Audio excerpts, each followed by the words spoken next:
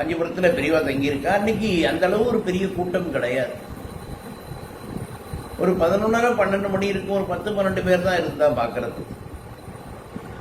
அப்ப ஒரு 40 45 வயசு மதிக்கத்தக்க ஒருத்தர் வந்திருக்கார்.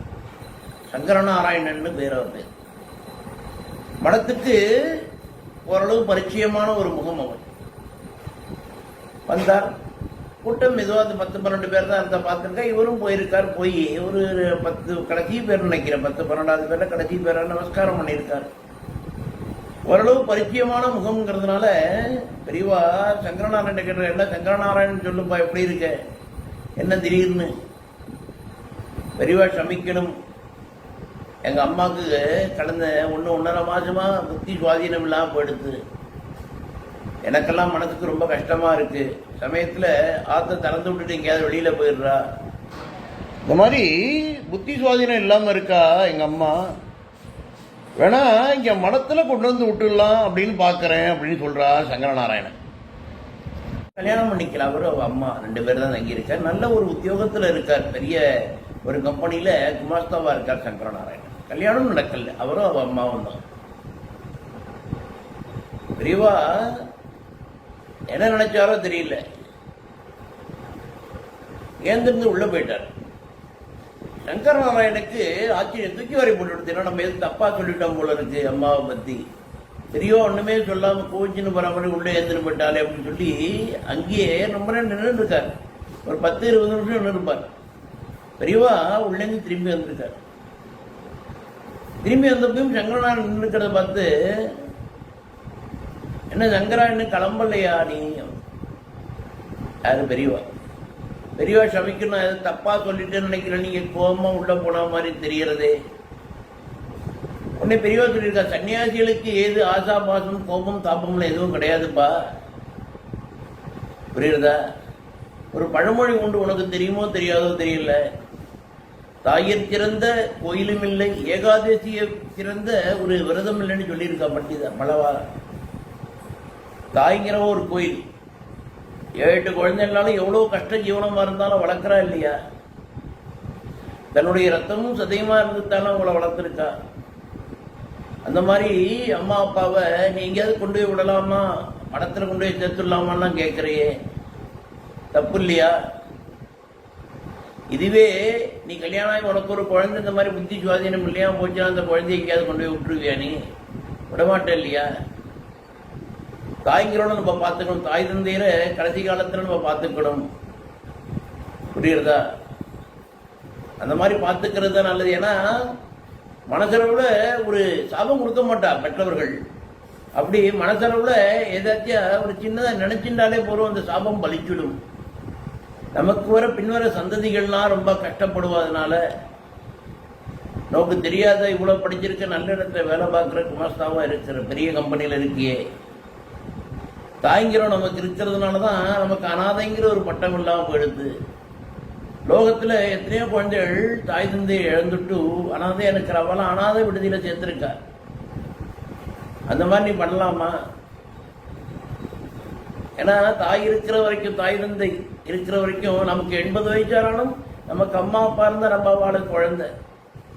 அதே மாதிரி அவளுக்கு வயசாயிட்டா நம்மவும் அவளை நம்முடைய குழந்தைகள் மாதிரி பார்த்துக்கணும் தான் சாஸ்திரமும் சொல்லியிருக்கு அப்படின்னு ஒரு பெரிய வியாக்கியானமா ரொம்ப நேரம் பேசிட்டு இருக்காரு சங்கரநாராயணன். கண்ணில் தாரையா தண்ணி ஊற்ற ஆரம்பிச்சுட்டு, இது ஆனந்த கண்ணீர். பெரியவளை நமஸ்காரம் மட்டும் கண்டிப்பா பெரியவளை நான் கடைசி வரைக்கும் பார்த்துக்கிறேன், எங்க அம்மாவை கண்டிப்பா பார்த்துப்பேன்.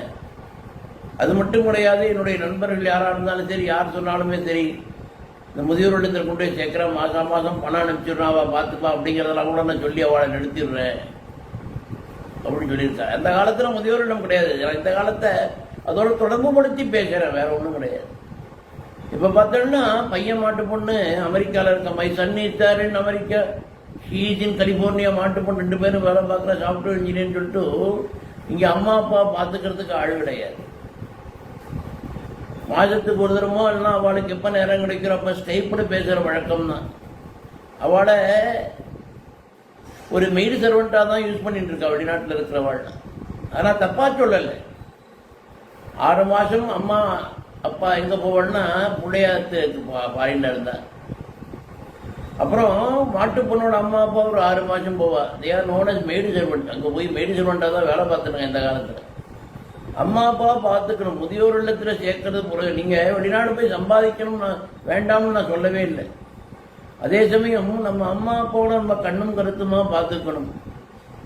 வெளிநாட்டில் இருந்தாலும் வருஷத்துக்கு ஒரு தெரியாத அம்மா அப்பா வந்து பார்க்கணும். ஏன்னா அம்மா அப்பா தான் நமக்கு ஜீவநாடி, உயிர் நாடி. அவள் தான் நம்மளை பெற்றிருக்காது, ரத்தமும் சதையுமா இருந்து எத்தனையோ வரிகளை தாங்கிட்டு 10 மாதம் சுமந்து பெற்றிருக்கா அம்மா. 10 மாதம் சுமந்தது அம்மா அப்படின்னா அட்லீஸ்ட் நீ 10வது படிக்கிற வரைக்குமாவது தான் பார்க்காத இந்த உலகத்தை பார்க்கணும்னு சொல்லி தோளில் தூக்கி நடந்தவா அப்பா. அப்பா இன்னைக்குமே சொல்லிக்கிறது கிடையாது நான் இந்த கஷ்டப்பட்டேன் அந்த கஷ்டப்பட்டேன். அது மாதிரி அம்மா அப்பாவுடைய பாசம் அப்படிங்கிறது, அம்மா அப்பாவுடைய பாசம்ங்கிறது தெய்வத்தை விட உயர்ந்தது. அவளை நம்ம கடைசி வரைக்கும் காப்பாற்றணும், கடைசி வரைக்கும் கண்கலமாம பார்த்துக்கணும். இது இப்போ நான் சொன்னாலுமே நான் சொன்ன இந்த நிகழ்வுல பலகாலம் முன்னால பெரியவா சொல்லியிருக்கா. அதனால சொல்றேன், பெரியவா தெய்வம், சாட்சாத் பரமேஸ்வரன் தான் பெரியவா, பெரியவா தான் தெய்வம். ஈவன் இந்த நாரதருடைய மாம்பழ கதையில பார்த்தா கூட உங்களுக்கு தெரியும், அம்மா அப்பா தான் உலகம்னு சொல்லி பிள்ளையார் உடனே ஒரு சுத்து வந்து மாம்பழம் வாங்கிடுவார். ஸோ அந்த காலத்திலேருந்தே இருக்கு. இது கதைகளாக இருக்கலாம், கதை இல்லாமல் இருக்கலாம். நிறைய பேர் வெறும் கதை தான், புராண கதை சும்மா சொல்லியிருக்கான்னு நினைக்கலாம். ஆனால் அதுதான் உண்மை. அம்மா அப்பா தான் தெய்வம், மற்றவாழ்லாம் அப்புறம்தான். அவளை நம்ம கண்களமாக பார்த்துட்டாலே போகும் கடைசி வரைக்கும். நம்ம மட்டும் கிடையாது, நம்முடைய சந்ததிகளும் உயர்ந்த நிலையை அடைவா. அப்படிங்கிறதுக்கு பெரியவா நடத்தின இந்த ஒரு நிகழ்வு நமக்கு ஒரு எடுத்துக்காட்டா இருக்கு. பெரியவா தான் பரமேஸ்வரன், பரமேஸ்வரன் தான் பெரியவா. இதுல யாருக்கு எந்த ஒரு ஐயப்பாடுமே இருக்கணுங்கிற அவசியமே கிடையாது. நம்ம அவற்றை நம்மளை ஒப்படைச்சுடணும், அவர் பார்த்து பாருங்க, சரியா? அதனால இனிமேலாவது இந்த நிகழ்வை இந்த காணொலியில பார்க்கறாவாளாவது இதுல ஒரு சில பேராது முதியோர் இல்லத்துல தங்க அப்பா அம்மா சேர்க்காம கண்களமா பார்த்து பாடணும். அப்படி ஏற்கனவே முதியோர் இல்லத்துல சேர்த்தவா அந்த அப்பா அம்மாவை தாத்து குத்தின்னு வந்து பாப்பா அப்படிங்கிற ஒரு நம்பிக்கை எனக்கு நிறைய இருக்கு. செய்வேள்னு அந்த ஒரு நம்பிக்கையோட அடுத்த வியாழக்கிழமை இன்னொரு அற்புத நிகழ்வோடு உங்களை சந்திக்கிறேன். அது வரைக்கும்